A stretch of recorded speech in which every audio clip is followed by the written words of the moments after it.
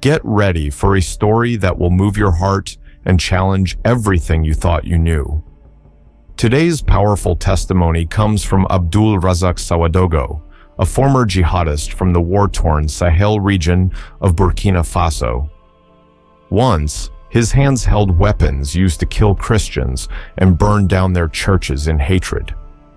But one unforgettable night, as he was about to set fire to a church, something extraordinary happened. Abdoul-Razak saw angels guarding the church and heard a voice calling his name, a voice filled with a love he couldn't understand. That encounter changed his life forever. From a man filled with darkness and violence, Abdoul-Razak became a man transformed by grace, forgiveness, and the power of Jesus Christ. His story is a living proof that no one is beyond redemption. This isn't just a story, it's a miracle happening in the heart of Burkina Faso, where faith burns brighter than any flame of hate. Before we begin, don't forget to subscribe and turn on the notification bell so you never miss another life-changing testimony. Like this video to help share this message of hope, and tell us in the comments where you're watching from. We'd love to pray for you and your city. Let this story touch your heart and keep you watching till the very end. Listen and be blessed. My name is Abdoul-Razak Sawadogo, but everyone called me Razak.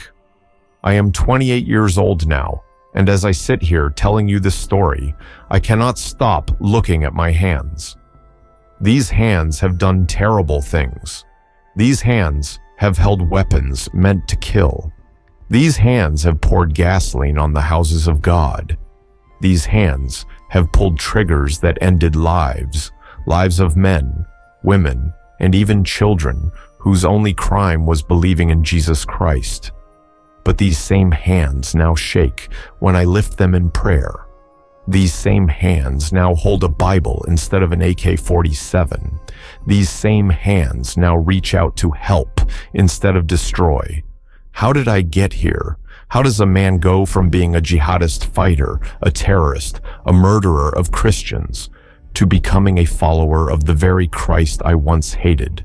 That is what I want to tell you. This is my testimony.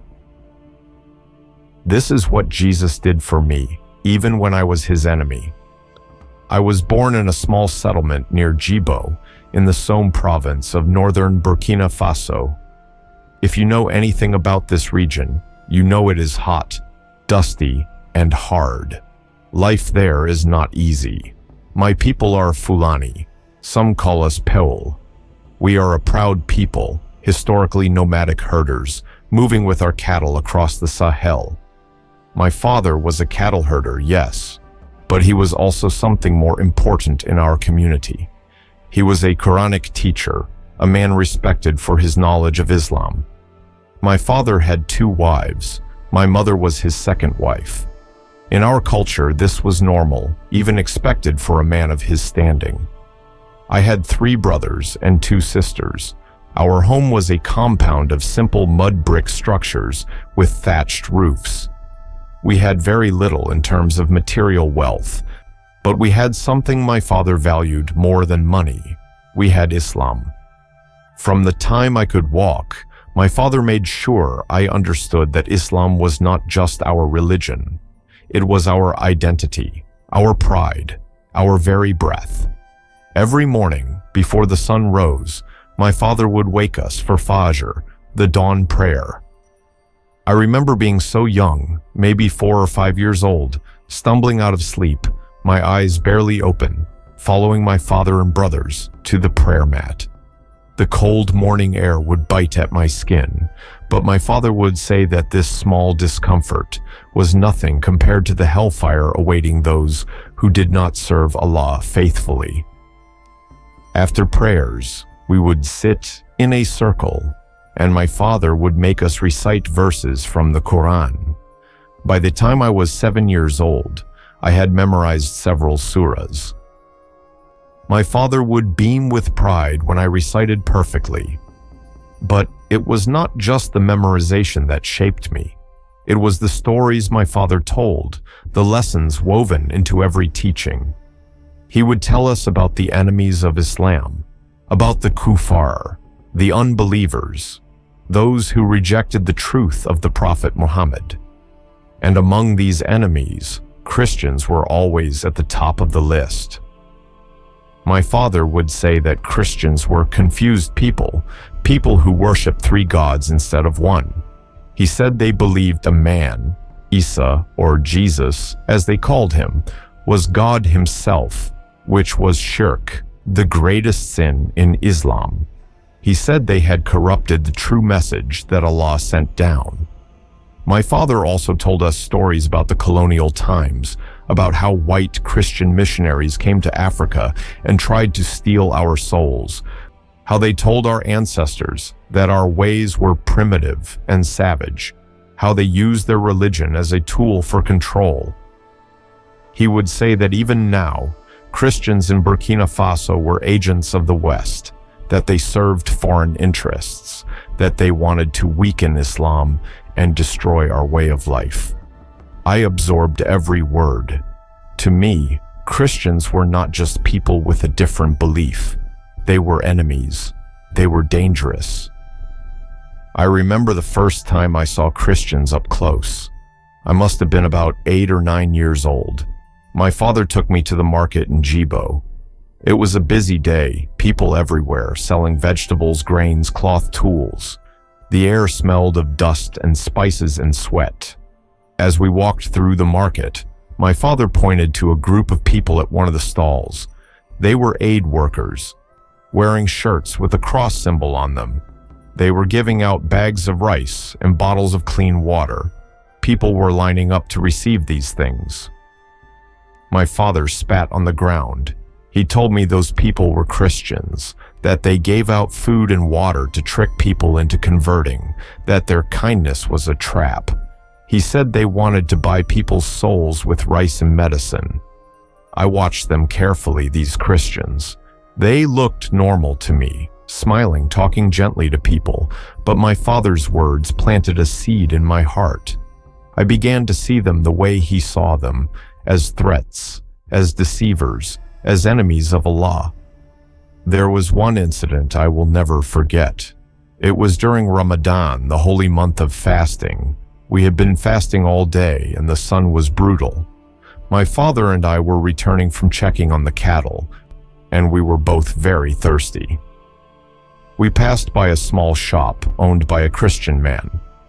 I did not know he was Christian at first, but my father knew.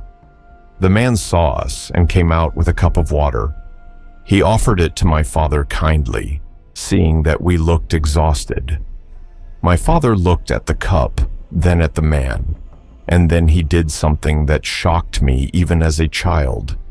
He knocked the cup out of the man's hand. The water spilled into the dust. My father said the water was contaminated because it came from the hand of a kafir. He pulled me away, and we walked home in the burning heat. I asked my father why he did that, and he explained that accepting anything from a Christian, especially during Ramadan, would defile our fast. He said their hands carried spiritual pollution. That image stayed with me, the cup falling, the water wasted, the Christian man standing there with a hurt look on his face. But instead of feeling sorry for the man, I felt proud of my father. I thought he had defended Islam. I thought he had shown strength. As I grew older, this hatred became part of who I was. I did not just learn it from my father. I heard it everywhere, from the imam at the mosque, from my teachers at the Quranic school, from my friends, from the older men in our community. Christians were talked about as problems, as obstacles, as people who did not belong in our Muslim-majority regions. When we heard news that a Christian had been appointed to a government position, the men would shake their heads and complain that Muslims were losing their country. When we heard about churches being built, they would say it was an invasion, that Christians were trying to take over. There were not many Christians in our immediate area, but in the towns and cities, there were more of them. Some of my distant relatives lived in Ouagadougou, the capital, and when they would visit, they would complain about how the Christians there were everywhere, how they had businesses, how they played their loud worship music on Sundays, how they were growing in number. They would say that if we did not do something, Burkina Faso would stop being a Muslim country.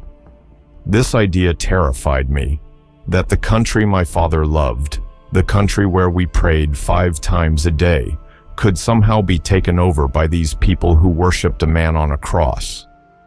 I remember being about 12 years old, sitting with my friends under a tree, talking about what we would do when we grew up. Some boys wanted to be traders. Some wanted to be herders like their fathers. Some wanted to move to the city. But I said something different. I said I wanted to fight for Allah. I said I wanted to defend Islam from its enemies.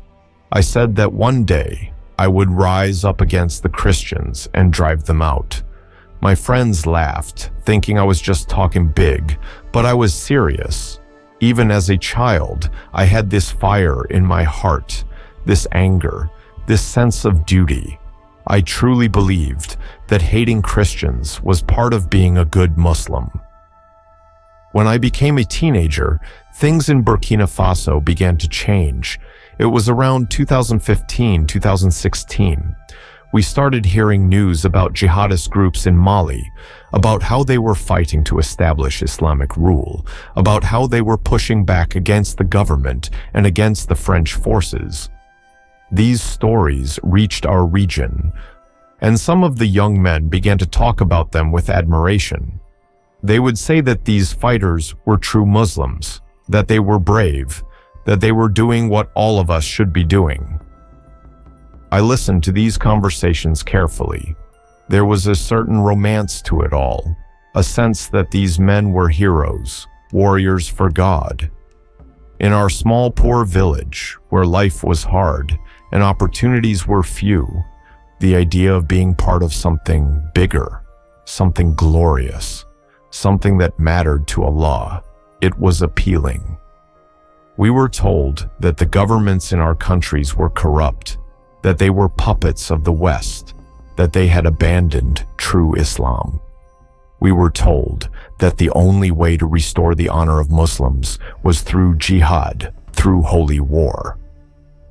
Around this time, a group called Ansarul Islam began operating in northern Burkina Faso.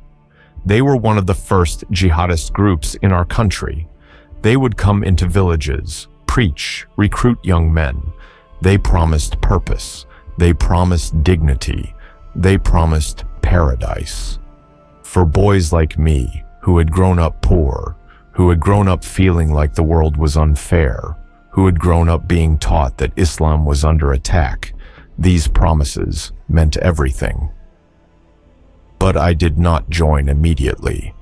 My father, despite all his hatred for Christians, was not a supporter of violent jihad. He believed in living according to the Quran, yes, but he did not believe in taking up arms unless absolutely necessary.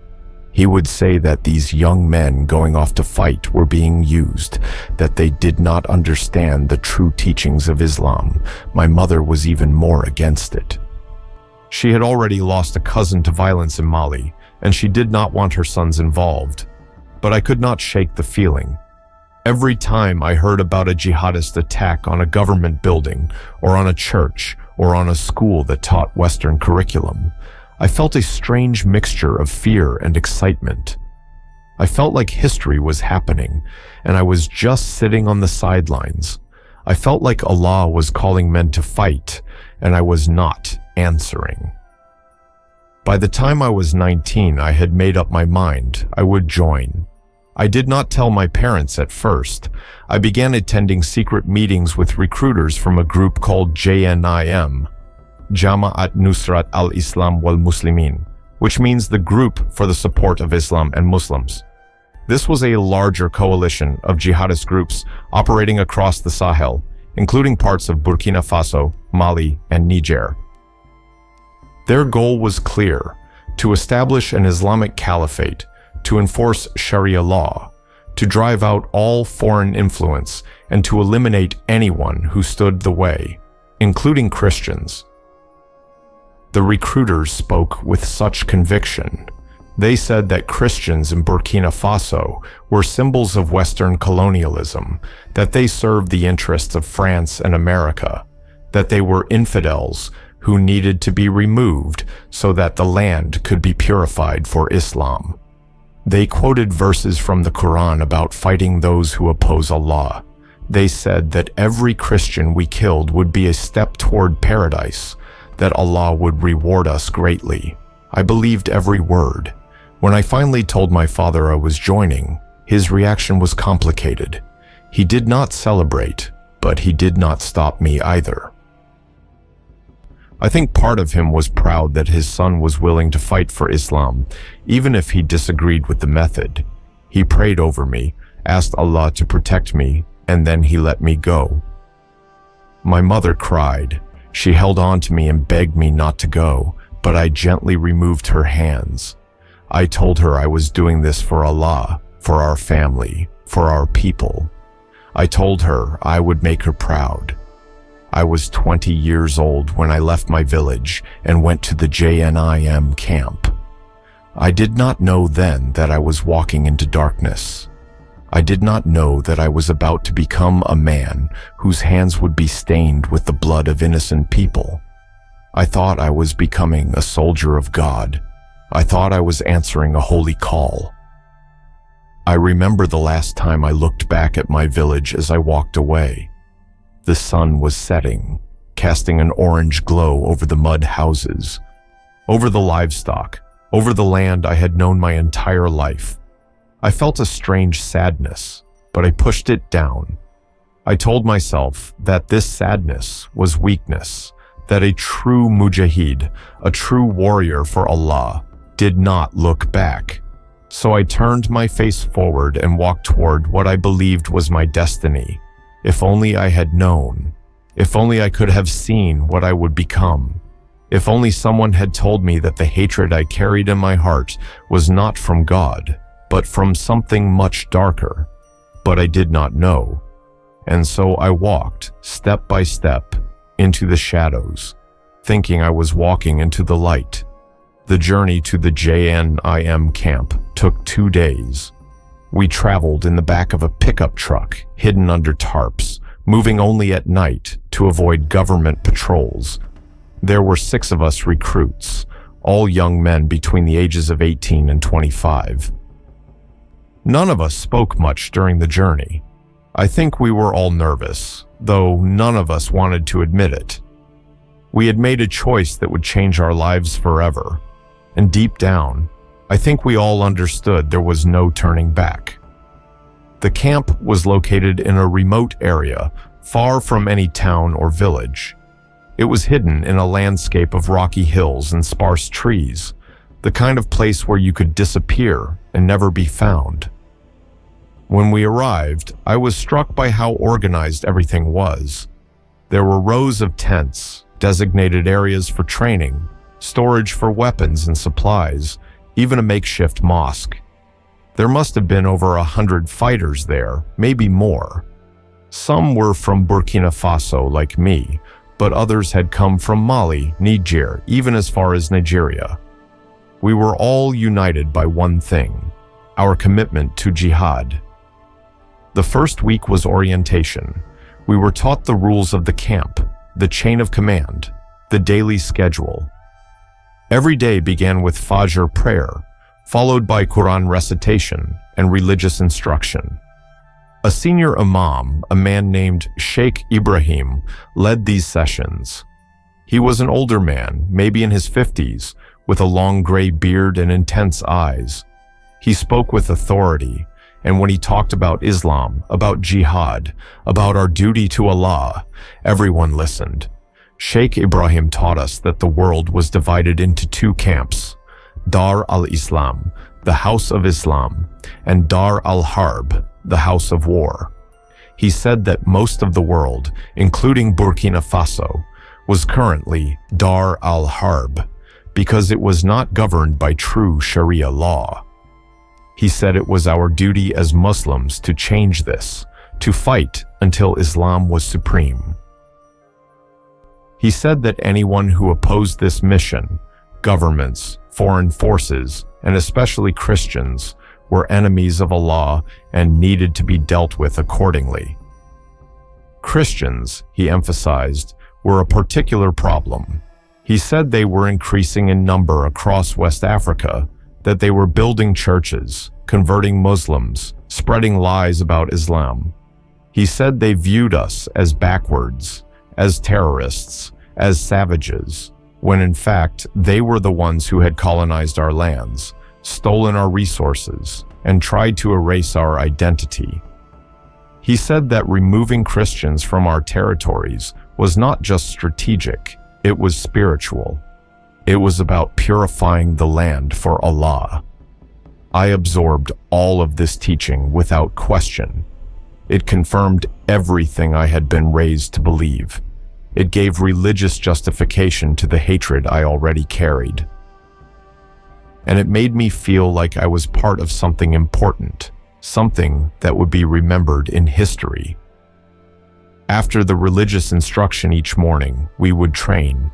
Physical training first, running, climbing, exercises to build strength and endurance, then weapons training. I had never held a gun before, but within a few weeks, I was being trained on the AK-47, learning how to load, aim, fire, clean, and maintain it. We also learned about explosives, about ambush tactics, about how to move quietly and strike quickly. The instructors were experienced fighters, men who had been in battles in Mali and other places. They were patient but firm. They told us that mistakes in training meant death in the field. I remember the first time I fired an AK-47. The recoil surprised me, the loud crack of the gunshot ringing in my ears, even through the cloth I had wrapped around my head. But after a few shots, I got used to it. There was a strange sense of power in holding that weapon, in knowing that with a simple squeeze of the trigger, I could end a life. The instructors praised those of us who showed promise. I was a quick learner, and soon I was being recognized as one of the better shooters among the recruits. But the physical training and weapons training were not the hardest part. The hardest part was the mental conditioning, the process of being taught to see killing as worship. Sheikh Ibrahim would gather us in the evenings and tell us stories of the Prophet Muhammad's battles, of the early Muslims who fought against overwhelming odds, of martyrs who died for Islam and went straight to paradise. He would say that we were following in their footsteps, that every bullet we fired in the name of Allah was an act of devotion, that every enemy we killed brought us closer to God. He would also show us videos, propaganda videos made by jihadist groups in other countries, videos of battles, of victories, of enemies being executed. Some of these videos were graphic and disturbing, but we were told that this was the reality of jihad, that we needed to be prepared for it. I watched men being beheaded, buildings being blown up, villages being raided. At first, I felt sick, but over time, I became numb to it. I began to see it as normal, even necessary. There was a particular emphasis on targeting Christians. Sheikh Ibrahim would explain that Christians in Burkina Faso were collaborators with the West, that they served French and American interests, that they undermined Muslim unity. He would say that many of them were wealthy and influential, that they controlled businesses and had connections in the government. He would say that by attacking them, we were not just defending Islam, we were also striking at the forces that kept our people poor and oppressed. He would also say that Christians were weak, that they believed in turning the other cheek, that they would not fight back effectively. He would say that this made them easy targets, that attacking churches and Christian communities would send a message not just to them, but to the government and to the world, that we were serious, that we would not tolerate their presence in our lands. I listened to all of this, and I believed it. I convinced myself that Christians were not just different from me, they were my enemies. I convinced myself that their suffering was deserved, that it was part of Allah's plan. I convinced myself that I was doing something righteous. After 3 months of training, I was considered ready for my first operation. I was assigned to a unit of about 12 fighters, led by a commander named Usman. He was a tall, thin man in his early 30s, with a scar running down the left side of his face. He was known for being ruthless and effective. He told us that our target was a small village about 50 kilometers away. Intelligence indicated that there was a small Christian community there, and that they had recently built a church. Our mission was to raid the village, destroy the church, and eliminate any resistance. I remember the night before the attack. I could not sleep. I kept thinking about what was going to happen, about what I was going to do. Part of me was excited. This was what I had trained for. This was my chance to prove myself. But another part of me was afraid. I had never killed anyone before. I wondered if I would be able to do it, if I would freeze in the moment. I prayed to Allah, asking Him to give me strength, to guide my hand, to make me brave. We left at dawn, traveling in 3 pickup trucks mounted with machine guns. The landscape passed by, dry fields, scattered trees, small settlements in the distance.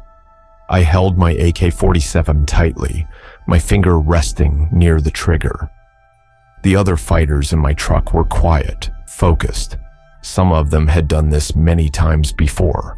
For them, this was routine. We reached the village just as the sun was fully up. The commander gave the signal and we moved in quickly. There was immediate chaos, people screaming, running, trying to escape. We fired shots into the air to create panic, to make sure no one tried to resist. Some of the villagers were Muslims, and we told them to stay inside their homes, that we were not there for them. But the Christians, we separated them. We identified them by their homes, by the crosses some of them wore, by the fact that they tried to run toward the church. The church was a small building, simple mud brick with a tin roof and a wooden cross on top. A group of about 20 people, mostly women and children, had gathered inside, hoping it would be a place of safety. Commander Usman ordered us to surround it. He called out for them to come out, but they did not. He ordered one of the fighters to fire a burst of rounds into the air as a warning. Still, they did not come out. Then an old man emerged. He must have been in his 70s, with gray hair and a thin frame. He walked slowly, his hands raised. He spoke in Moray, the local language, saying that they were peaceful people, that they had done nothing wrong, that they just wanted to worship God in their own way. Commander Usman spat at his feet. He said there was only one God, Allah, and one prophet, Muhammad, and that they were kafirs for worshiping a dead man on a cross. The old man tried to speak again, but Commander Usman shot him, just like that. 1 bullet to the chest. The old man fell to the ground, and there was a terrible silence, and then the screaming started again from inside the church. I stood there, frozen. I had just watched a man die, a man who was unarmed, who was begging for mercy, and my commander had killed him without hesitation. I felt my hands shaking. Commander Usman turned to me. He told me to go inside the church and bring everyone out. He said it was time for me to prove I was a true mujahid. I do not remember walking to the church door. I do not remember pushing it open. What I remember is the faces inside, terrified faces, tear-streaked faces, faces looking at me like I was a demon. There were women clutching their children, young men trying to shield others with their bodies, an elderly woman on her knees praying. They were speaking in Moray and French, begging for their lives, asking why we were doing this, saying they had done nothing to us. I raised my weapon and shouted at them to come out. My voice sounded strange to me, harsh and unfamiliar. They hesitated, and I shouted again. Slowly, they began to file out, hands raised, some of them crying, some of them silent with shock. As they came out, the other fighters grabbed them, forced them to their knees in a line in front of the church. Commander Ousmane walked along the line, looking at each of them. He stopped in front of a young man, maybe in his 20s. He asked him if he believed in Jesus Christ. The young man, trembling, said yes. Commander Ousmane asked him if he would renounce Jesus and accept Islam. The young man was silent for a long moment, and then he said, very quietly, that he could not. Commander Ousmane pulled out his pistol and shot him in the head. I will not describe what happened after that. I will not give you the details of the horror that followed. I will only say that by the time we left that village, the church was burned to the ground and many people were dead, and I was one of the ones who had pulled the trigger. When we returned to camp that evening, there was a celebration. The other fighters congratulated us, said we had done well, said we had struck a blow for Islam. Commander Ousmane praised me in front of everyone, said I had shown courage, that I was a true brother in jihad. I smiled and accepted the praise, but inside, I felt nothing. I was numb. I kept seeing the face of that young man, the one who had not renounced Jesus, the moment before the bullet hit him. That night, I tried to pray, but the words felt empty. I tried to sleep, but I kept seeing the faces of the people in the church. I told myself it was just the shock of my first operation, that it would get easier. And in a way, I was right. It did get easier. Not because the horror went away, but because I learned to bury it, to push it down, to cover it with layers of ideology and anger and self-justification. Over the next 2 years, from 2022 to 2024, I participated in dozens of operations. We attacked villages, burned churches, kidnapped pastors, killed anyone who resisted. The violence became routine. I learned to turn off the part of my heart that felt compassion. I learned to see Christians not as human beings, but as obstacles, as targets, as enemies of Allah. We believed we were winning. By 2024, JNIM had a strong presence across northern and eastern Burkina Faso. Hundreds of churches had been closed or destroyed. Thousands of Christians had fled their homes, becoming refugees.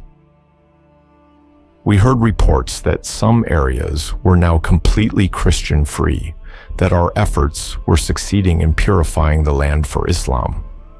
But there were also moments, small moments, when doubt would creep in.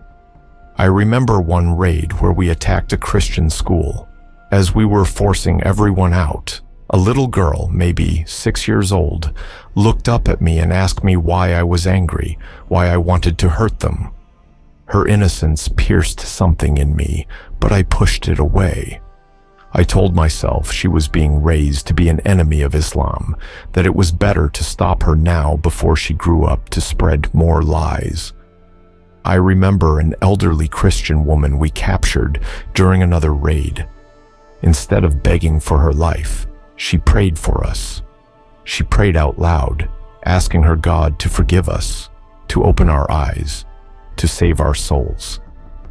Commander Ousmane beat her for it, but her words stayed with me. What kind of person prays for the people who are about to kill them? It did not make sense. There was also a Christian man we held for several days before executing him. He was a pastor, and Sheikh Ibrahim wanted to interrogate him, to understand what he taught his followers. During those days, I was assigned to guard him. He did not curse us or beg. Instead, He would quietly recite words from his Bible. One day, I asked him why he was not afraid to die. He looked at me with tired eyes and said that death was not the end, that Jesus had defeated death, and that nothing we did to his body could touch his soul. I did not understand what he meant, and I did not want to. But his calmness unsettled me. These moments were rare, and I always pushed them aside. I could not afford to doubt. Doubt was dangerous. Doubt would mean that everything I had done, all the blood on my hands, was for nothing. So I drowned the doubt with more violence, with more hatred, with more commitment to the cause. By late 2024, we received reports that the government was making efforts to protect Christians, that President Ibrahim Traoré, even though he was Muslim, was condemning our attacks and calling for unity between religious communities. This enraged us. We saw him as a traitor, as someone who had abandoned true Islam in favor of Western ideals of tolerance and coexistence. We decided to increase our attacks, to send a message that we would not stop until every church was gone, and every Christian had either converted or fled. In November 2024, our unit was given orders for an operation near Kaya in the Center-Nord region. Intelligence said there was a church there that had been holding services despite our warnings. The Christians there were reportedly stubborn, refusing to leave despite the danger. Commander Ousmane selected a team for the mission, and I volunteered to lead the group responsible for burning the church. I had done this many times before. I knew exactly how much gasoline to use, where to pour it, how to make sure the building would be completely destroyed. As we prepared for the mission, I felt a familiar sense of purpose. This was what I was good at. This was my role in the jihad. I sharpened my knife, checked my weapon, filled the jerry cans with fuel. I prayed to Allah for success, asking him to make this operation swift and effective. That night, as we loaded into the trucks and began the journey to the village, I had no idea that this would be my last mission as a jihadist. I had no idea that in a few hours, everything I believed, everything I had built my life on, would come crashing down. I had no idea that I was about to meet someone, who would change me forever. I thought I was riding toward another victory for Islam, but I was actually riding toward the moment when heaven would invade my darkness, and nothing would ever be the same again. We arrived at the outskirts of the village around 11 o'clock at night. The moon was high but partially covered by clouds, giving just enough light to see, but enough darkness to keep us hidden. There were 8 of us on this mission. Commander Ousmane had stayed back at camp to coordinate other operations, so I was effectively in charge of this team. 3 fighters were assigned to secure the perimeter and watch for any government forces or armed villagers. 2 were positioned to intercept anyone trying to escape, and 3 of us, including me, were tasked with the church itself. The village was quiet. Most people were asleep. A few dim lights flickered in some of the homes, probably from kerosene lamps, but the streets were empty. We moved silently, using hand signals to communicate, our weapons ready. This was a small operation, routine really. We had done it so many times before that it felt almost mechanical. Get in, destroy the church, get out, quick and clean.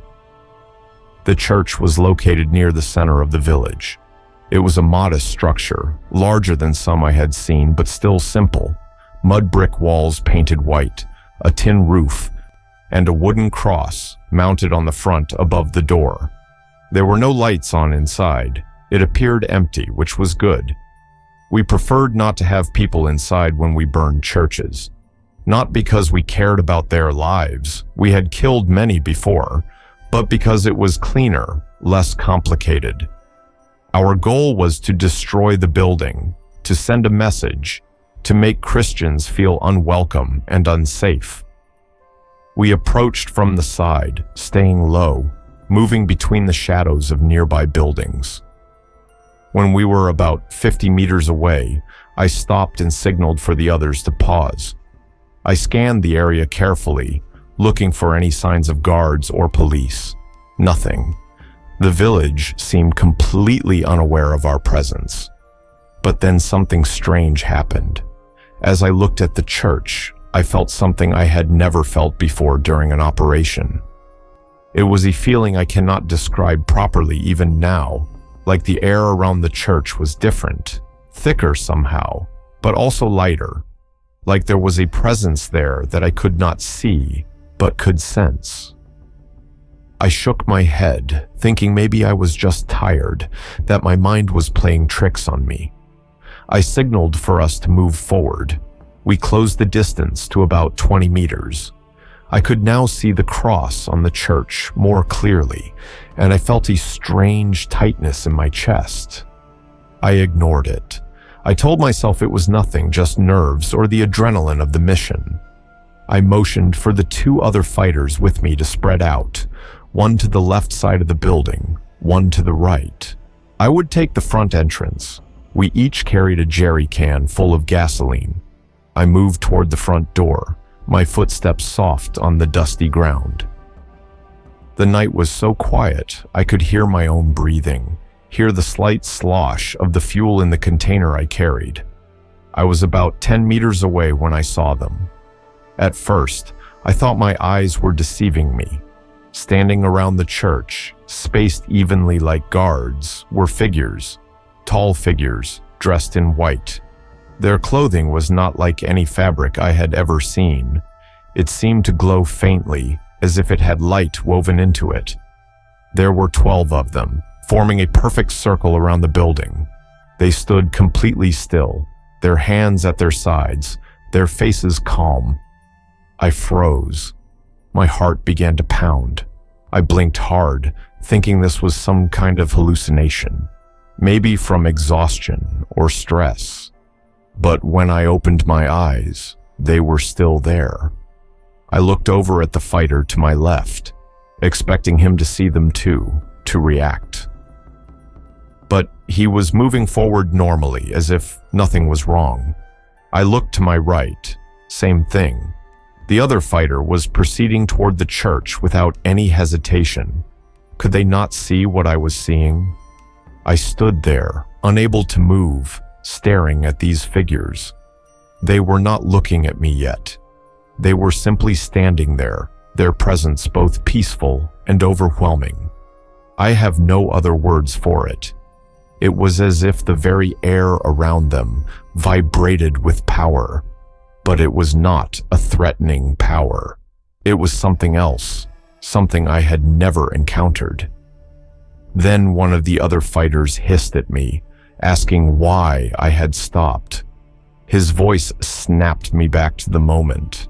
I forced myself to move forward, telling myself that whatever I was seeing, it did not matter. I had a mission to complete. I had poured gasoline on churches a dozen times before. This would be no different, but as I got closer, the tightness in my chest grew stronger. I was now about 5 meters from the church door, close enough to smell the faint scent of wood and earth. The beings in white had still not moved, but now I noticed something that made my blood run cold. One of them, standing directly in front of the door where I was heading, slowly turned his head and looked at me. His face, I cannot describe it fully. It was human in shape, but there was something beyond human about it. His eyes were deep, filled with something I did not understand. Not anger, not fear. Something softer, but also piercing. It was like he could see through me, into me, past all my defenses and justifications, straight to the core of who I really was. I wanted to run. Every instinct screamed at me to drop the jerry can and flee. But pride, training, stubbornness, I do not know what it was, kept me moving forward. I reached the door and set the jerry can down. My hands were shaking now. I unscrewed the cap and began to pour the gasoline on the wooden door, then along the base of the wall. The sharp smell filled my nostrils. The other two fighters were doing the same on their sides of the building. I could hear the splash of fuel hitting the ground, the muted sounds of them working. But I kept glancing at the figures. They had not moved. They simply stood there, watching me. I finished pouring and pulled out a box of matches from my pocket. My hands were shaking so badly I almost dropped it. I struck a match. The small flame flared to life, bright against the darkness. I held it for a moment, staring at it, and then I bent down to touch it to the gasoline-soaked wood. The flame went out. I struck another match, touched it to the fuel. It went out again. A third match, same result. I felt panic rising in my throat. This made no sense. Gasoline ignites easily. I had done this so many times before. I struck a fourth match, cupping my hand around it to protect it from any wind, though there was no wind. I held it directly against the wet wood where the gasoline was pooled. The flame touched the fuel and simply died. One of the other fighters came around the corner, cursing under his breath. He said his matches were not working either, that something was wrong. The third fighter joined us, reporting the same problem. We stood there, 3 grown men with weapons and fuel, unable to light a simple fire. One of them pulled out a lighter. He flicked it and a flame appeared. Good. He bent down and held it to the gasoline. The flame burned steadily in his hand, but the moment it touched the fuel, it extinguished. He tried again, and again. Nothing. We were all confused now, frustrated, beginning to feel something else. Fear, though none of us would admit it. One of the fighters suggested that maybe the fuel was bad, that perhaps it had been contaminated somehow. But that did not make sense either. We had used fuel from the same batch just days before on another operation, and it had worked fine. I looked up at the beings in white. They had not moved. They simply stood there, silent, watchful. And then, as I stared at the one nearest to me, I heard something. Not with my ears. It was inside my head, inside my very soul. A voice, clear, gentle, but also carrying a weight that made my knees weak. The voice said, "Abdoul-Razak, why do you persecute me?" I stumbled backward, my breath catching. The voice knew my name. It spoke directly to me. I looked around wildly. Had the others heard it? But they were still focused on trying to light the fire, arguing about what to do next. They had heard nothing. "Who are you?" I whispered into the darkness, not even sure if I was speaking aloud or in my mind. The voice did not answer with words this time. Instead, the being in front of me, the one who had looked at me, extended his hand slightly, palm up, as if offering something. And suddenly, I was overwhelmed. I cannot explain it any other way. It was like a wave of something crashed into me, through me. It was not pain, but it was not pleasant either. It was like every wall I had built inside myself, every justification, every layer of hatred and violence I had wrapped around my heart. All of it was being stripped away in an instant. And underneath all of that, I saw myself. I saw what I really was. I saw the faces of every person I had killed. I saw them clearly, one after another, like images flashing before my eyes, but also searing into my soul. The old man at the first church, the young man who would not renounce Jesus, the school children, the pastors, the women, the elders, all of them. And I felt, God help me, I felt their pain. I felt their fear. I felt what it was like to be on the receiving end of my hatred, my violence, my cruelty. I had spent 2 years learning to feel nothing when I killed. I had trained myself to see Christians as less than human, as enemies, as obstacles. But now, in this moment, I felt everything, and it was unbearable. My legs gave out. I fell to my knees, my weapon clattering to the ground beside me. The jerrycan tipped over, spilling the remaining gasoline into the dirt. I tried to breathe, but my chest was so tight I could barely draw air. Tears were streaming down my face. When had I started crying? I had not cried in years, not since I was a child, but now I could not stop. The beings in white remained motionless, but their presence pressed in around me. I felt utterly exposed, utterly known, utterly condemned by my own actions. I had thought I was serving God, but in that moment, I knew that what I had been doing was evil, not righteous, not holy, evil. And the worst part was that I had known it all along. Deep down, beneath all the ideology and the training and the hatred, some part of me had always known. I had just buried it so deep that I could pretend it did not exist. The voice spoke again, and this time it carried both sorrow and something else, something I could not identify at first. It said, "You thought you were serving me, but I came to give life, not to take it. I came to save, not to destroy." I wanted to respond, to argue, to defend myself, but I had no words. What could I possibly say? My hands were covered in blood. My soul was stained with the deaths of innocent people. There was no defense, no justification that could stand in the presence of this holiness. Then I felt it, the thing I could not identify before. It was love. Somehow, impossibly, in the midst of my guilt and shame and horror at what I had done, I felt loved, not approved of. My actions were clearly condemned, but loved.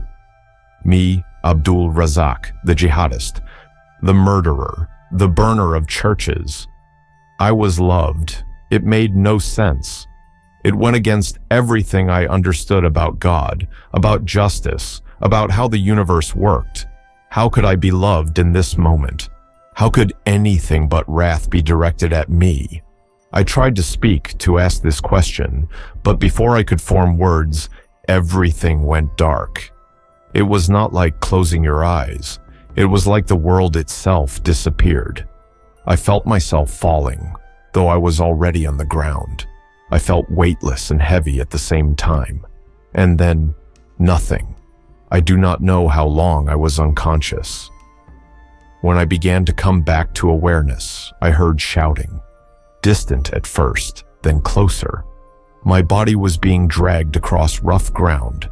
My head bounced against something hard, sending a spike of pain through my skull. I tried to open my eyes, but everything was blurry. More shouting, gunfire, not directed at us, but somewhere in the village. Warning shots, probably, or villagers who had weapons defending their homes. The attack had been compromised somehow. We were retreating. I felt myself being lifted and thrown into the back of a truck. The engine roared to life. Other bodies piled in around me, my fellow fighters breathing hard, cursing, confused about what had gone wrong. The truck lurched forward and we sped away into the night. I faded in and out of consciousness during the drive back to camp. When I was aware, I heard the others talking, arguing about what had happened. One said it must have been an ambush, that the military had been waiting for us. Another said no, there were no soldiers. Something else had happened, something wrong with the fuel, with the matches, with everything. A third said I had collapsed for no reason, that I had started shaking and then just fell. None of them mentioned the beings in white. None of them had seen what I had seen. We arrived at camp sometime before dawn. I was carried to the medical area, a tent with some basic supplies, and a fighter who had some training in treating wounds and illnesses. He checked me over, feeling my forehead, looking into my eyes, asking if I was hurt. I was not hurt physically, but I could not speak. I could not explain what had happened. My mind was full of images, of that voice, of those faces. They left me on a mat to rest, thinking perhaps I had some kind of fever or exhaustion. I lay there as the sun rose, as the camp came to life around me, as the sounds of morning prayers and activity filtered through the tent walls. But I was not present to any of it. I was still at that church, still seeing those beings, still hearing that voice. Why do you persecute me? Who had I been persecuting? I had been attacking Christians, yes, but the voice made it sound personal, as if I had been attacking the one speaking to me directly. But who was the one speaking? Was it Allah? But this did not feel like Allah as I had been taught. Allah was distant, demanding obedience, ready to punish the unfaithful. This presence had been different, close, sorrowful, loving, even in the midst of my evil. I spent 3 days in that tent, unable to eat, barely able to drink water. I drifted in and out of sleep, and every time I slept, the dreams came. Always the same, the beings in white, the church, the voice. Sometimes the beings would stand silently, just watching me. Sometimes they would move, walking toward me, though they never reached me before I woke. Sometimes the voice would speak again, asking the same question, "Why do you persecute me?" On the third night, the dream changed. I saw one of the beings more clearly than before. He was standing in front of me, and behind him I could see something, a shape, a structure. It took me a moment to realize what it was. A cross, a wooden cross, rough and heavy. And then I saw that the being had wounds on his hands, wounds on his feet, a wound in his side. Blood had run from these wounds, staining his white garments. I woke with a gasp, sitting up so fast that I felt dizzy. My heart was racing. A cross, wounds, blood. These were Christian symbols, Christian images. Why was I seeing them? Was this some kind of curse? Had the Christians put a spell on me? But even as I thought this, I knew it was not true. What I had experienced at that church was not witchcraft or magic. It was something real, something more real than anything I had ever encountered. Those beings were not demons or jinn. I did not have a word for it yet, but they were something else entirely. Over the next week, I tried to go back to normal. I attended the morning prayers. I listened to Sheikh Ibrahim's teachings. I participated in training. But everything felt hollow now. When Sheikh Ibrahim talked about jihad, about killing the enemies of Islam, about purifying the land, I could not connect to his words anymore. They sounded empty, like noise without meaning. When we practiced with weapons, I held my AK-47, but my hands trembled. When we watched propaganda videos, I had to look away. The other fighters began to notice. They would ask if I was okay, if I was still sick, if something was wrong. I told them I was fine, just tired, still recovering. But I was not fine. I was breaking apart inside. Another operation was planned. A raid on a village suspected of harboring Christian refugees. Commander Usman was selecting the team, and I knew I should volunteer. I always volunteered. But when the moment came, I stayed silent. The commander noticed. He looked at me with narrowed eyes and asked if I was afraid, if I had lost my courage. I said no, that I just needed more time to recover from whatever illness I had. He did not look convinced, but he let it go. I knew I could not stay much longer. Doubt was dangerous in a jihadist camp. If they suspected I was wavering in my commitment, if they thought I might betray them, they would kill me. I had seen it happen to others, men who questioned too much, who showed weakness, who tried to leave. Their bodies were found in the desert, examples to the rest of us of what happened to traitors. But I also could not keep living this lie. I could not keep pretending that I believed in what we were doing, that I could go back to killing, that the beings at the church had been nothing more than a fever dream. The dreams continued every night. Sometimes the beings would appear and say nothing. Sometimes they would speak words I did not fully understand, phrases in languages I did not know, but which somehow resonated in my heart. And always, the one with the wounds would look at me with those eyes full of sorrow and love. One night, 2 weeks after the church incident, I had a different dream. This time, I was not at the church. I was standing in an unfamiliar place, a town I had never seen. And in this town, there was a building with a cross on it, another church. But this one was different. It had a blue door, a small courtyard, a tree growing beside it. And in the dream, the being with the wounds stood in front of this church and said, "Come." I woke before dawn. The camp was still quiet. I lay there on my mat, staring at the dark canvas of the tent above me, and I made a decision. I did not fully understand what was happening to me. I did not know what these dreams meant, who these beings were, or what the voice wanted from me. But I knew I had to find out, and I knew I could not find out here in this camp, surrounded by men committed to violence. I had to leave. The opportunity came 4 days later. A supply run was planned to a small town about 30 kilometers away to purchase food, fuel, and other necessities. I volunteered to go, and Commander Ousmane agreed. I think he was glad to get me out of camp. My behavior had been strange, and I had become a source of concern. We left in the morning, 3 of us in a pickup truck. The drive was uneventful.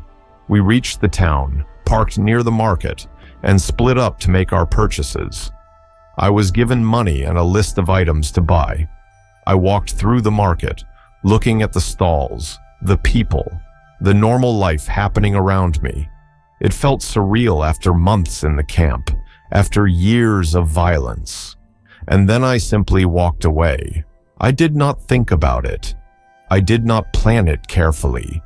I just started walking in a direction away from the market, away from where we had parked, away from my fellow fighters. I walked faster, then began to jog, then to run. I expected to hear shouts behind me, to hear gunfire, to be chased. But when I looked back, there was no one. Either they had not noticed yet, or Allah, or someone, had blinded them to my departure. I ran until my lungs burned and my legs ached. I ran until the town was far behind me and I was in open country. Then I collapsed under a tree, gasping for air, my whole body shaking. What had I done? I had just deserted from JNIM. If they found me, they would kill me slowly and painfully. I had no money, no food, no water, no plan. I was alone in a hostile world with nothing but the clothes on my back. But I was also free. For the first time in 2 years, I was free. I spent that night hiding in the bush, terrified at every sound, expecting fighters to appear and drag me back, but no one came. The next day, I began walking. I did not know where I was going. I just knew I needed to move, to put distance between myself and the camp. I survived by begging for water at small settlements, by eating wild berries and roots, by sleeping wherever I could find shelter. And every night, the dreams came, the beings in white, the church with the blue door, the voice saying, "Come." After 3 days of wandering, weak from hunger and exhaustion, I stumbled into a larger town. And there, at the edge of the town, I saw it. The church from my dream, the blue door, the small courtyard, the tree. I stood there, unable to move, staring at it. This was impossible. I had never been to this town before. I had never seen this church. And yet here it was, exactly as it had appeared in my dream. My legs carried me forward without conscious thought. I crossed the street, walked through the gate into the courtyard, and stood before the blue door. My hand reached out and touched the wood. It was real, solid, warm from the sun. I do not know how long I stood there, minutes, maybe hours. I was afraid to go inside. Everything I had been taught told me that entering a church was forbidden, that it would defile me, that Allah would be angry. But the voice in my dreams had told me to come, and I needed answers. I needed to understand what was happening to me. The door opened before I could knock. An old woman stood there, her face kind and weathered with age. She looked at me, at my dusty, torn clothes, my thin frame, my desperate eyes, and she smiled. She asked if I was looking for someone. I tried to speak, but my voice cracked. I tried again. The words that came out surprised even me.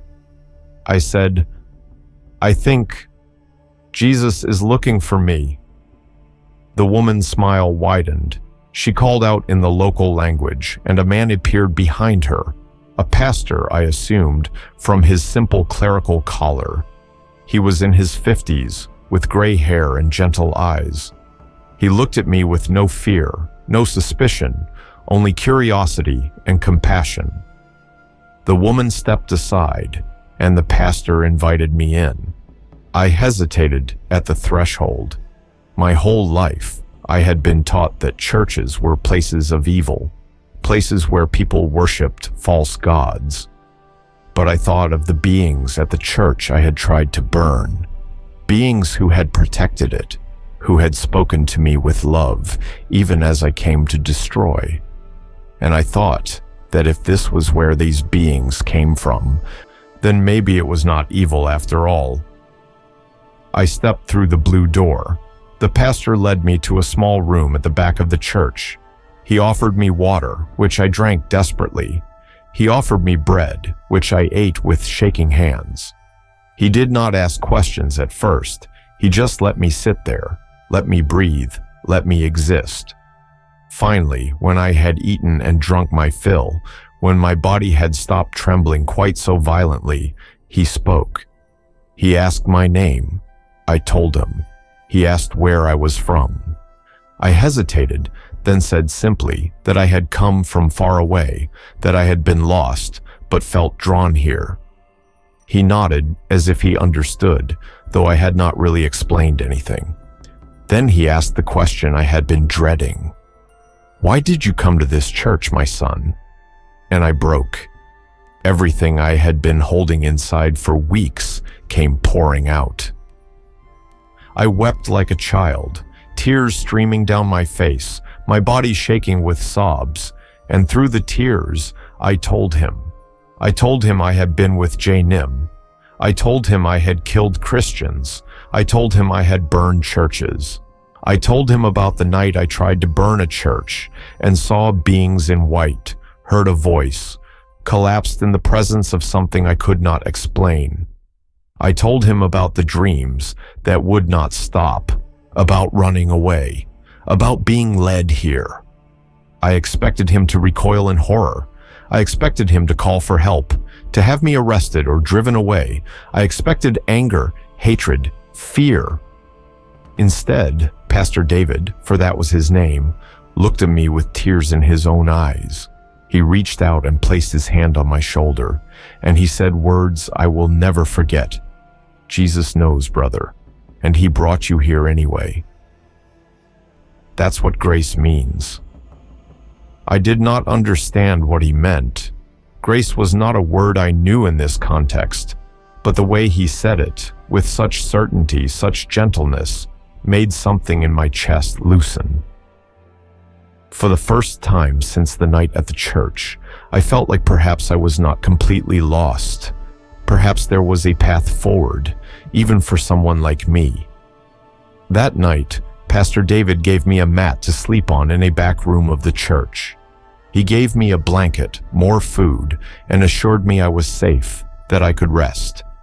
As I lay down, exhausted in body and soul, I expected the dreams to come again, and they did. But this time, there was no fear. This time, when the being with the wounds appeared, he was smiling. And when he spoke, his words were simple. "Welcome home, Abdoul-Razak." I did not understand what he meant. This church was not my home. These people were not my family. This Jesus they worshipped was not my God. But as I drifted into a deep, peaceful sleep, the first peaceful sleep I had experienced in years, some small part of me wondered if perhaps, impossibly, I had finally found the place I was meant to be. I stayed in that back room of the church for 3 weeks. Pastor David told the congregation that I was a traveler in need of help, which was true, though not the full truth. Only he and his wife, Mariama, knew who I really was and what I had done. They kept my secret, and they cared for me with a kindness I did not deserve and could not understand. Those first few days, I mostly slept. My body was exhausted from years of stress, from weeks of poor food and constant fear, from the emotional and spiritual weight of what I had experienced. Pastor David would bring me meals, simple food, rice and sauce, bread and tea, and I would eat and sleep, eat and sleep. But the dreams did not stop. Every single night they came. Sometimes I would see the beings in white again, standing in a circle just as they had around the church. They never spoke in these dreams, just stood watch, and their presence brought both comfort and deep unease. I was comforted because they did not seem angry or threatening. I was uneasy because I still did not understand what they were or what they wanted from me. Other nights, I would dream of the being with the wounds, the one who had spoken to me, who had called me by name. In these dreams, I would see him more clearly. His face was both ordinary and extraordinary, human, yes, but with a quality of light or goodness, or something I had no words for radiating from within. His wounds were always visible, the marks in his hands and feet and side, and I found myself fixated on them, wondering how he had received them, wondering why they had not healed. Sometimes in these dreams, he would speak to me, but the words were not in Arabic or French or Moray or any language I recognized. Yet somehow, I understood the meaning behind them, as if the words bypassed my ears and went straight to my heart. He would say things like, "I know your pain," or "You are seen," or "I have always loved you." These phrases made no sense to me. How could this being I did not know claim to love me? How could he know my pain when we had never met before, that night at the church? The most disturbing dreams were the ones where I saw my own actions played back to me, but from a different perspective. I would see myself and my fellow fighters approaching a village, but instead of seeing it through my own eyes, I would see it through the eyes of the people we attacked. I would feel their terror as they heard our vehicles approaching. I would feel their desperation as they tried to hide their children. I would feel their agony as bullets tore through their flesh, as their homes burned, as their loved ones died. I would wake from these dreams gasping, sometimes screaming, drenched in sweat. Pastor David would hear me and come to check on me, his face concerned. He would sit with me in the darkness, not saying much, just being present until my breathing slowed and my heart stopped racing. After the first week, when I had recovered some physical strength, Pastor David began to talk with me, not preaching, not lecturing, just talking. He would sit in the room with me, sometimes bringing tea, and he would ask me questions. What was my childhood like? What did I believe about God? What had led me to join JNIM? What had happened the night at the church? I answered as honestly as I could, though some things were hard to put into words. I told him about growing up in a devout Muslim family, about my father's teachings, about the hatred for Christians I had been raised with. I told him about the appeal of jihad, the sense of purpose it gave me, the brotherhood I found among the fighters. I told him about the attacks, the killings, though I spared him the worst details, and I told him about the beings in white, the voice that spoke my name, the collapse, the dreams that would not stop. Pastor David listened to everything without interrupting, without judging. When I finished, he was quiet for a long moment. Then he said something that confused me. You met angels, Razak, and you met Jesus. I did not understand. In Islam, we believed in angels, Jibril, Mikael, Israfil, and others. But the angels in Islamic teaching were servants of Allah who carried out His commands. They did not appear glowing in white to protect churches. And as for Jesus, we called him Isa, and we believed he was a prophet, a messenger of Allah, but nothing more. The idea that I had somehow met him made no sense. Pastor David must have seen my confusion because he began to explain.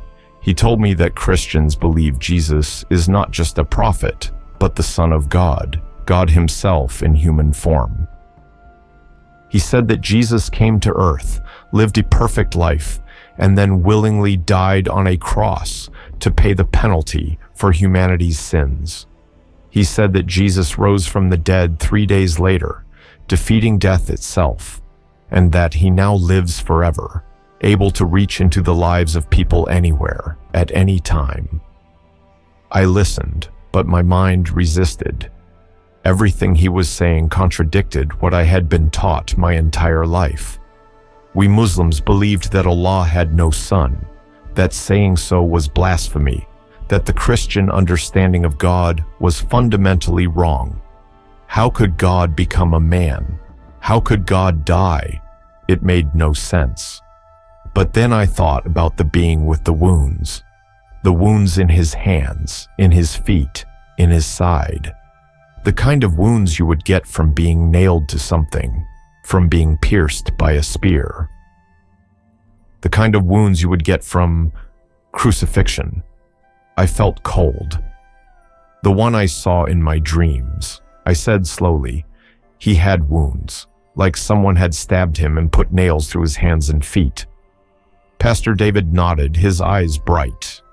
Yes, those are the wounds Jesus received when He was crucified. They remain as signs of what He did for us, of the price He paid. But why? I asked, frustrated. Why would God let Himself be killed? What kind of God is weak enough to die? Pastor David smiled gently. It was not weakness, Razak. It was the greatest strength. He chose to die. No one took His life from Him. He laid it down willingly. Because the penalty for sin is death, and someone had to pay that penalty. Jesus, who never sinned, paid it for us. For you. For me. For everyone. I shook my head. This was too strange. Too foreign to everything I knew. In Islam, we earned paradise through good deeds, through following the 5 pillars, through submission to Allah. The idea that someone else could pay for my sins, that I could be forgiven, not through my own efforts, but through someone else's sacrifice, it seemed too easy, too good to be true. But Pastor David kept talking, kept explaining. Over the days and weeks that followed, he taught me about Jesus. Not in a pushy way, not trying to force me to believe, but simply sharing what he knew, answering my questions, letting me wrestle with the ideas. He showed me a Bible, a book I had never read. In JNIM, We were taught that the Bible was corrupted, that Christians had changed it to suit their own purposes, that only the Quran contained God's true word. But as Pastor David read passages to me, stories of Jesus healing the sick, forgiving sinners, eating with outcasts, dying for his enemies, I found myself drawn in despite my resistance. There was one story in particular that struck me. Pastor David read it from the book of Luke about a man named Saul who persecuted Christians, who hunted them down and had them killed. Saul was traveling to a city called Damascus to arrest more Christians when suddenly a bright light shone around him and he fell to the ground. A voice spoke to him, asking, "Saul, Saul, why do you persecute me?" My breath caught. Those were the same words I had heard at the church, the exact same words. Pastor David continued reading. The voice identified itself as Jesus, and Saul realized he had been persecuting Jesus by persecuting his followers. Saul was blinded by the encounter and had to be led into Damascus. But then Jesus sent someone to heal him, and Saul's sight was restored. He converted to Christianity and became Paul, one of the greatest missionaries and teachers in Christian history. When Pastor David finished reading, he looked at me. Your story and Paul's story are not identical, but do you see the similarities? Paul was a violent persecutor of Christians, just like you. Jesus appeared to him and called him by name, just like he did to you. And Jesus transformed Paul from a killer of Christians into a champion for Christ. If Jesus could do that for Paul, he can do it for you. I wanted to argue, to say that my situation was different, that I had done far worse things than Paul, that there was no redemption possible for someone like me. But the words stuck in my throat, because the truth was, I wanted it to be possible. I wanted to believe that even someone with blood on their hands could be forgiven, could be changed, could start over. But wanting something and believing it were two different things. The dreams continued every night, and as the weeks passed, they became more specific. I began to see images of Jesus' life, not things Pastor David had told me, but scenes I could not have known. I saw him as a carpenter working with wood. I saw him teaching crowds of people. I saw him touching lepers that everyone else avoided. I saw him weeping over a city. I saw him washing his disciples' feet. I saw him praying alone in a garden, so distressed that he sweat drops of blood, and I saw his death. I saw him being beaten, mocked, spat upon. I saw the nails driven through his wrists. I saw the cross raised up. I saw him hanging there, struggling to breathe in agony. But what struck me most was not the physical suffering, as terrible as it was. It was what he said. Even as he died, he looked at the people who were killing him and said, "Father, forgive them, for they do not know what they are doing." I woke from that dream with tears streaming down my face. What kind of person prays for the people who are murdering them? What kind of God asks for his killers to be forgiven? The same kind, I realized, who would speak to me with love even as I came to burn his house. The same kind who would call me by name even though I had killed his followers. The same kind who would send dreams to guide me to safety even though I deserved nothing but judgment. The next morning, I asked Pastor David a question that had been building in me for days. If Jesus really died for everyone's sins, does that include mine? All the people I killed, all the churches I burned, all the hatred I carried, can even those things be forgiven? Pastor David did not hesitate. Yes, Razak, that is exactly what Jesus' death means. There is no sin too great for his forgiveness. No one beyond the reach of his grace. The only question is whether you will accept it. But how? I asked desperately. How do I accept it? What do I have to do? You have to believe, Pastor David said simply. Believe that Jesus is who he says he is, the Son of God, the Savior. Believe that his death on the cross paid for your sins. Believe that he rose from the dead and is alive today. And you have to surrender your life to him, to stop trying to save yourself through your own efforts and instead trust in what he has already done. I sat with those words for days. Surrender. Trust. These were not easy things for me. I had spent my whole life trying to be strong, trying to earn God's favor through my actions, trying to prove my devotion.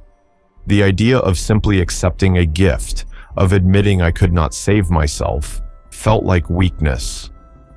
But then I thought about the weight I had been carrying, the guilt, the shame, the nightmares, the faces of the people I had killed.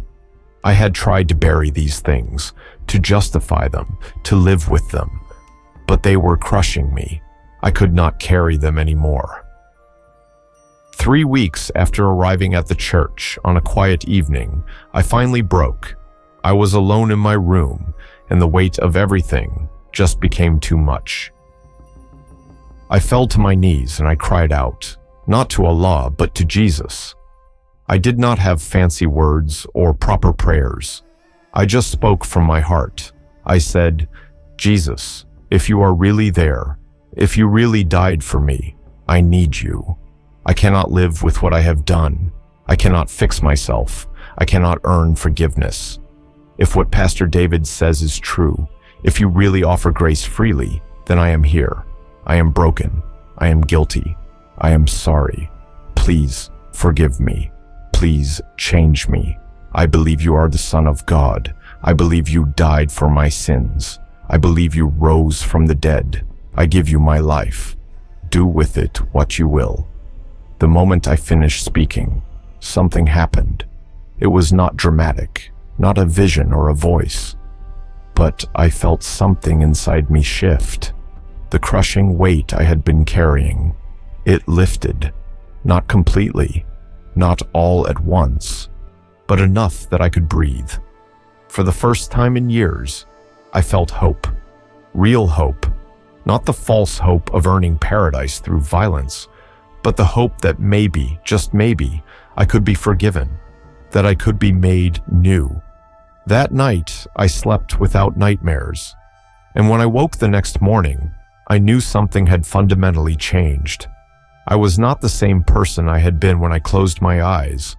I could not yet articulate exactly what was different, but I felt it in my bones. When I told Pastor David what had happened, he wept. He embraced me like a father embraces a son and said, "Welcome to the family, brother." I did not fully understand what he meant yet, but in the days and weeks that followed, I would begin to learn. I had taken the first step on a journey that would cost me everything I had known and give me everything I had been searching for. Becoming a follower of Jesus did not make my problems disappear. In fact, in many ways, it created new ones. The first challenge was understanding what it meant to be a Christian. Everything I had learned about Christianity from my Muslim upbringing was wrong or incomplete. Pastor David became my teacher, spending hours each day reading the Bible with me, explaining the basics of Christian faith, answering my endless questions. I learned that the Trinity, Father, Son, and Holy Spirit, was not 3 gods, but one God in 3 persons. This was a mystery I could not fully comprehend, but I was learning that not everything about God needed to be fully understood to be true. I learned that salvation was not earned through good works, but received as a gift through faith in Jesus. I learned that the Christian life was not about following rules to earn God's approval, but about relationship with God, about being transformed by His love. I also learned about the church, not the building, but the community of believers. Pastor David explained that when I gave my life to Jesus, I became part of a worldwide family of people who followed him. This concept was both beautiful and terrifying to me. Beautiful because I had always longed for true brotherhood, for belonging. Terrifying because I had spent 2 years murdering members of this family. Pastor David must have sensed my fear because one evening he said something that shook me. "Razak, you need to understand something. The people you killed, they are with Jesus now.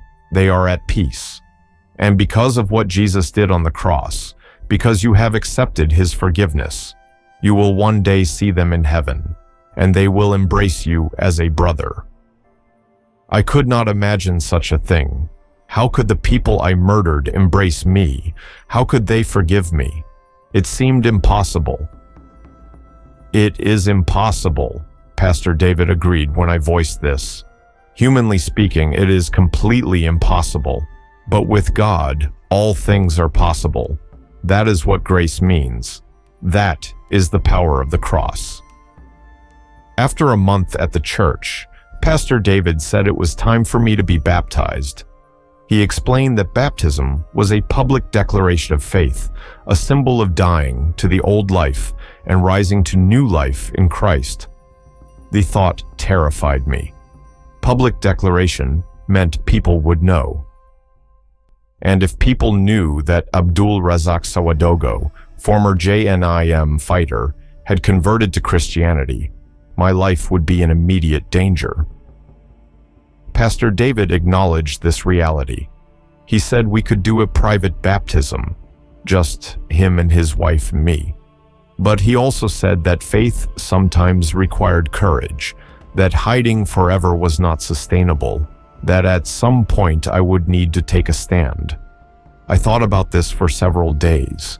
I thought about the being with the wounds, Jesus, who had not hidden, but had publicly proclaimed truth, even though it cost him his life. I thought about the Christians I had killed, who had refused to renounce their faith, even at gunpoint. If they could be brave, could I be any less? I told Pastor David I wanted to be baptized publicly. He arranged for a small evening service. Only about 30 people attended, the regular members of this small church. I sat in the back row, my heart pounding, as they sang songs of worship. The music was strange to me, so different from the Islamic chants I had grown up with, but there was something in it that moved me. The people sang with joy, with freedom, with love in their voices. When it came time, Pastor David called me forward. I walked to the front on shaking legs. He asked me to share my testimony, to tell the people who I was and what had happened to me. This was the moment I had been dreading. I stood before these people, these Christians, and I told them the truth. I told them my name. I told them I had been a member of JNIM. I told them I had killed Christians, burned churches, caused suffering and death. My voice broke multiple times as I spoke. I saw shock on some faces, fear on others. I would not have blamed them if they had run from the building or called for me to be arrested.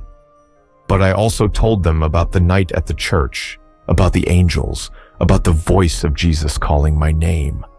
I told them about the dreams that led me here.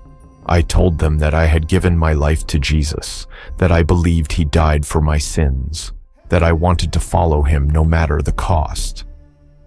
When I finished, there was silence. Long, heavy silence. I stood there, exposed, vulnerable, certain that I had made a terrible mistake. Then an older woman in the front row stood up. She walked toward me slowly, and I braced myself for her anger. But when she reached me, she did not strike me or curse me. She embraced me. And as she held me, she began to cry, whispering in Mori, "Welcome, my son. Welcome home." One by one, others came forward, Not all of them. Some stayed in their seats, clearly uncomfortable, clearly unsure. But many came. They embraced me. They wept. They welcomed me. Pastor David later told me that several people in that congregation had lost family members to jihadist attacks. They had every reason to hate me, but they chose love instead. That night, Pastor David baptized me in a large basin of water they had prepared. As I went under the water, I felt the symbolism of it, the old Razak, the murderer, the terrorist, dying and being buried. And as I came up out of the water, gasping for air, I felt new. Not perfect, not suddenly sinless, but new, washed. Given a fresh start I did not deserve, but desperately needed. Pastor David also gave me a second name that night. He said that in the Bible, God sometimes gave people new names when he transformed them. He said my new name, my Christian name, would be Grace. Abdoul-Razak Grace Sawadogo. Because grace, undeserved favor, unearned mercy, was what had saved me. The days and weeks that followed were both wonderful and difficult. Wonderful because I was learning what it meant to live in freedom, to know I was forgiven, to experience the love of Christian community. Difficult because the past did not simply disappear. I still had nightmares. Not the dreams from Jesus anymore, but memories of the things I had done. I would wake in the night, seeing the faces of people I'd killed, hearing their screams, smelling the smoke of burning buildings. Pastor David said this was normal, that trauma leaves scars, that healing takes time. I also struggled with forgiving myself. Jesus had forgiven me, yes, but I could not seem to forgive myself. How could I? How could someone who had done what I did simply accept forgiveness and move on?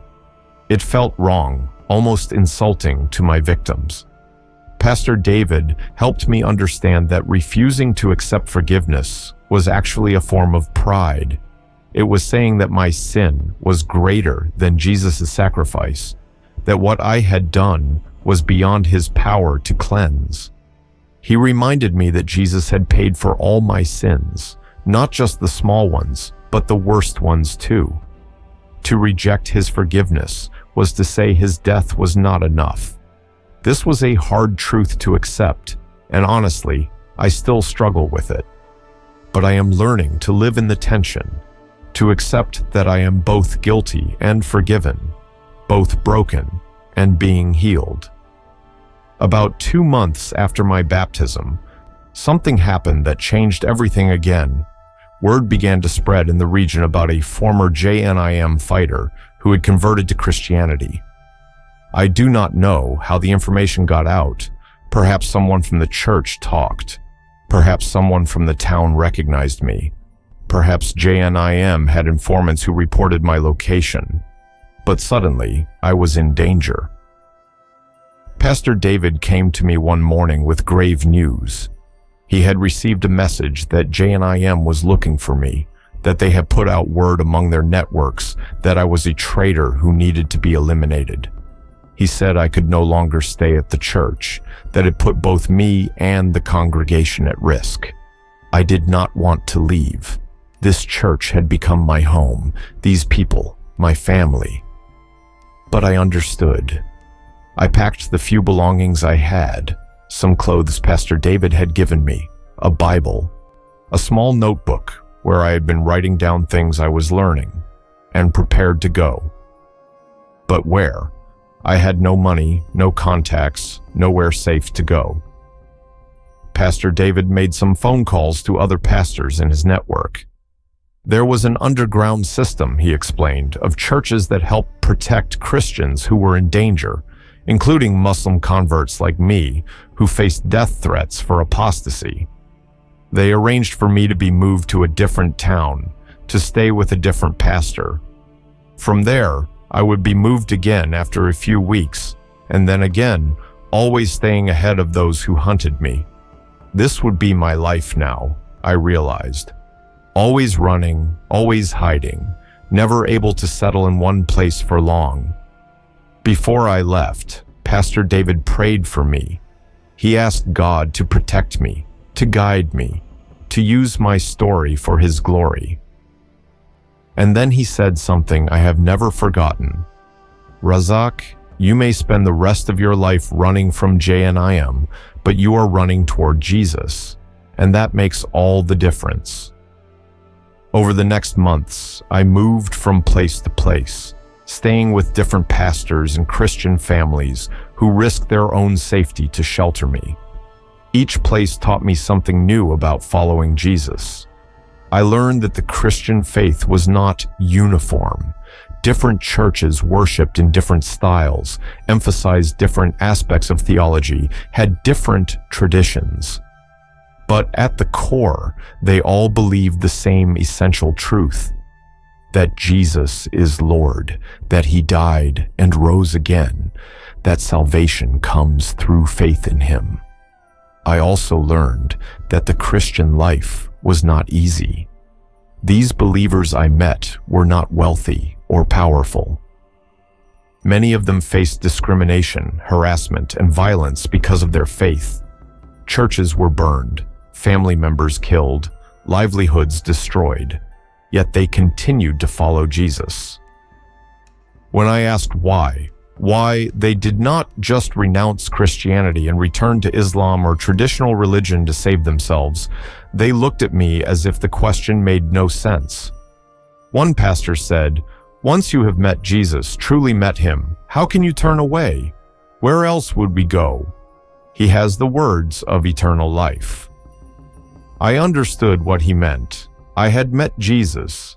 I had heard His voice. I had felt His love. I could never go back to who I was before, no matter the cost.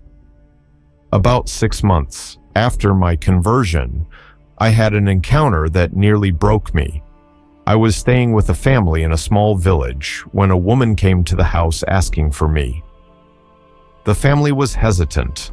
They did not know her, and I was supposed to be in hiding.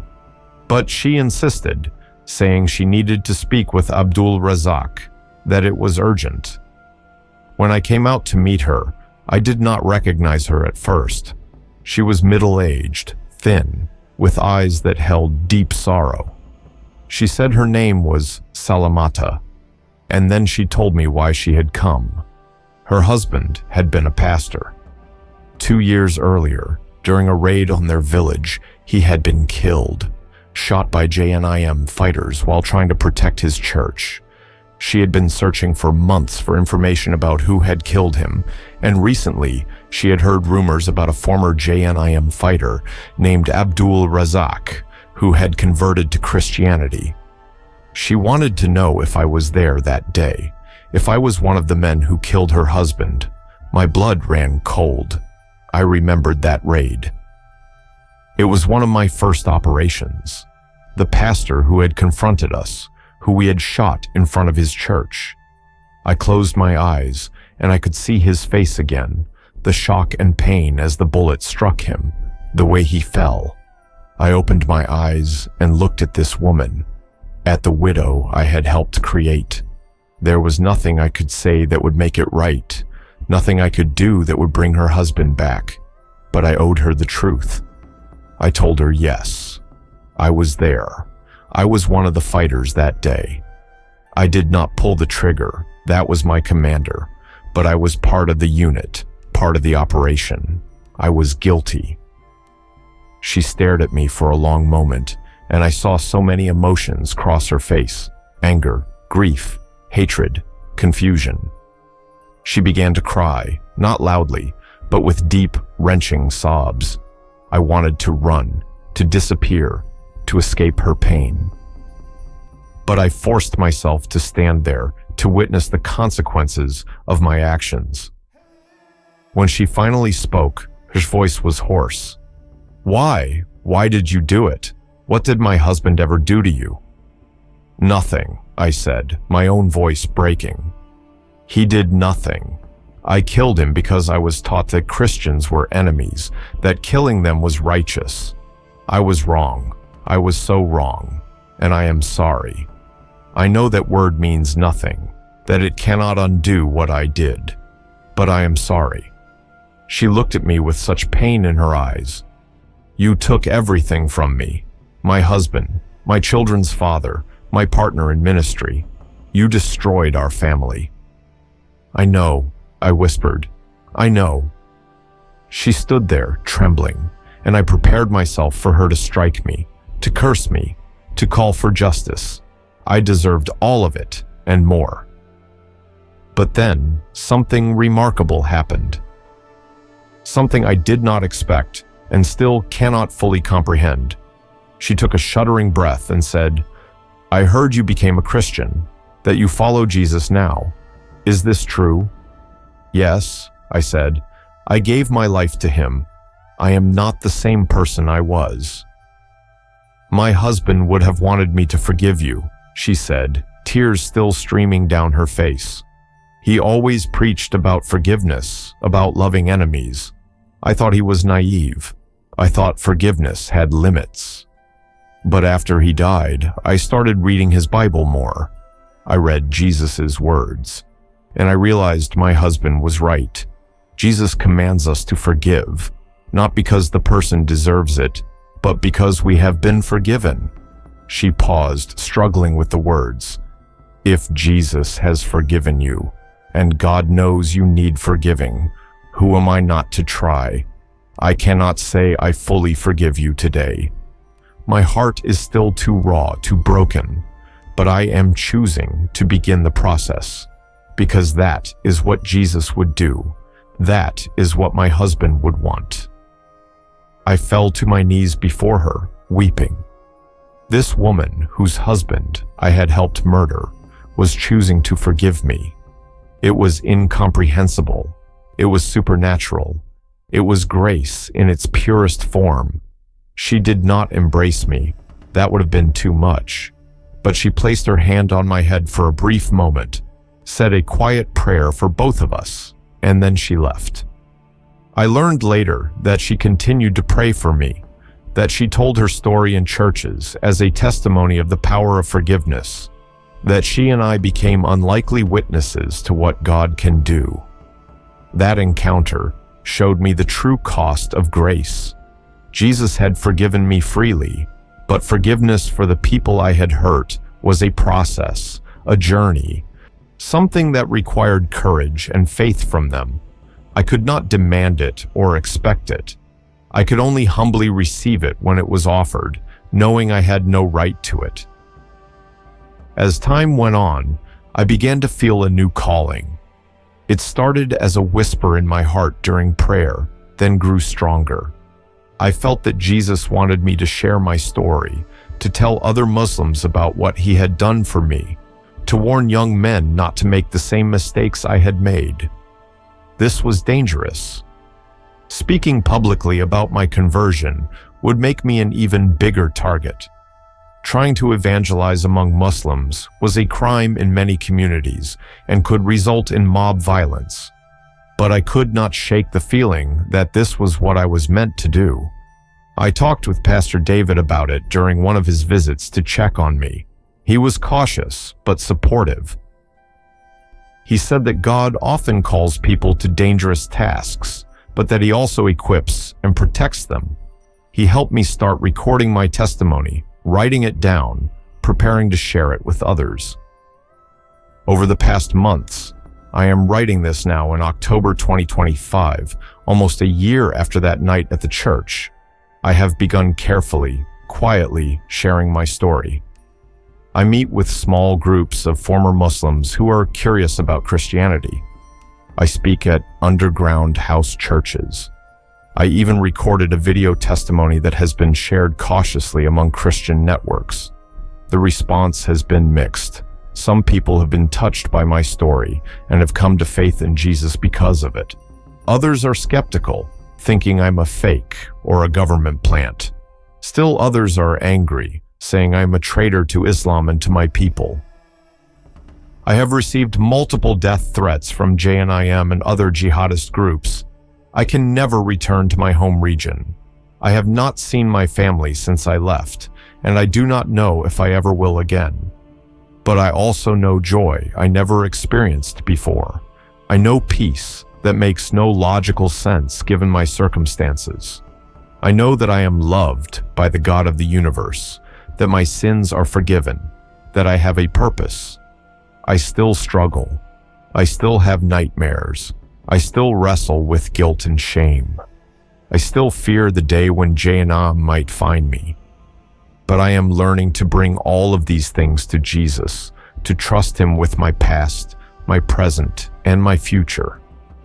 I look at my hands often, these hands that held weapons, that poured gasoline, that pulled triggers.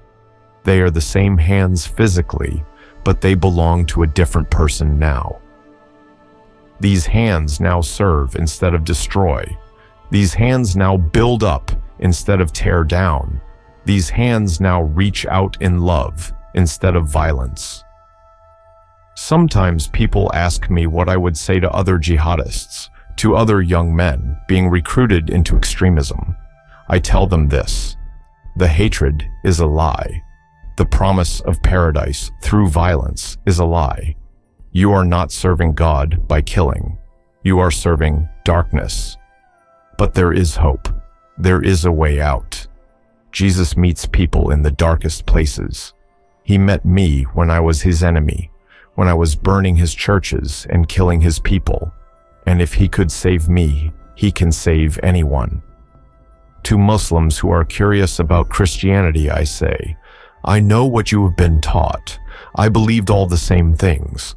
But what if we were wrong? What if Jesus is not just a prophet, but the Son of God? What if He really did die for our sins and rise from the dead?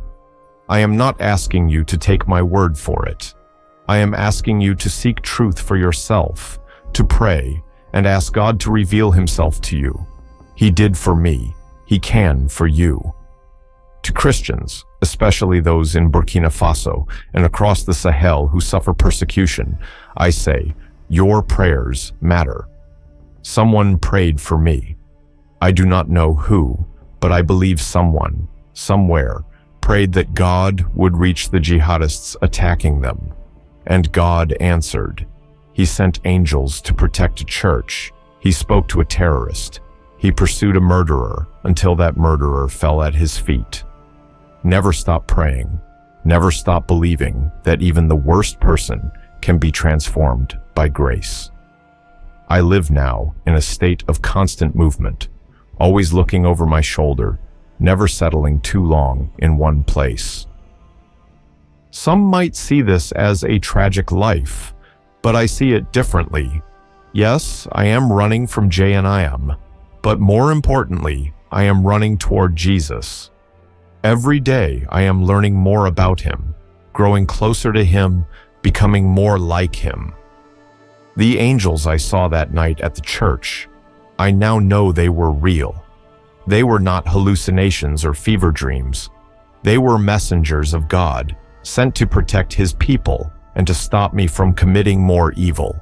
And the one with the wounds, the one who called my name, was Jesus Himself.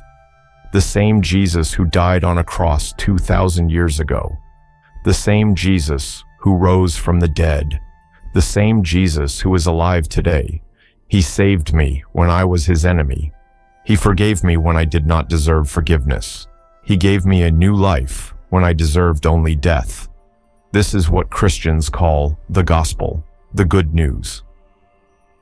And it truly is good news, the best news, the only news that matters. I do not know what tomorrow holds. I do not know if I will live a long life or if JNIM will find me and I will be martyred for my faith.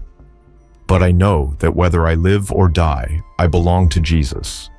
And nothing, not death, not threats, not my past, not my sins, can separate me from His love. Every morning I wake up alive, I thank God. Not because I have hidden myself well, but because He is not finished with me yet.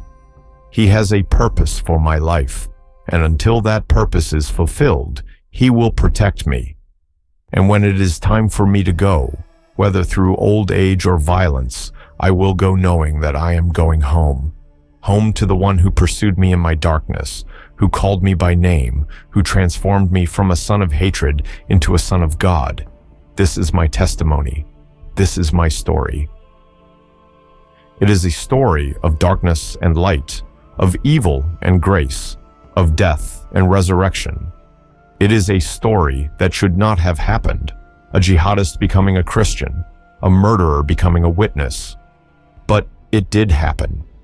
Because Jesus specializes in impossible stories, he makes all things new.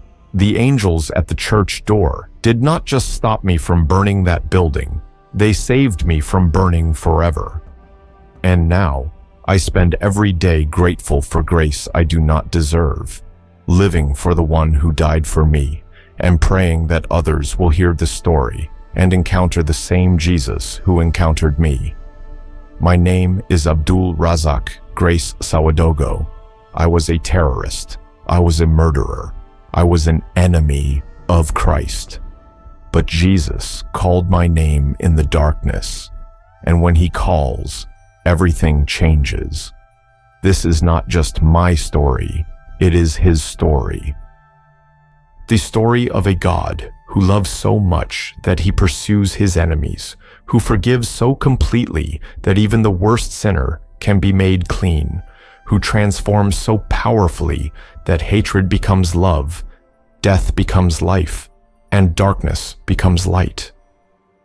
To anyone reading this who thinks they are too far gone, too broken, too sinful to be saved, I am proof that you are wrong.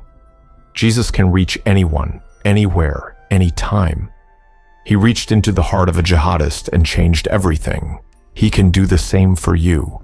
All you have to do is what I did. Stop running from him. Stop fighting him. Surrender. Believe. Receive. The angels are still standing guard. Jesus is still calling names. And grace is still amazing. This is my testimony. And by God's mercy, it is only the beginning.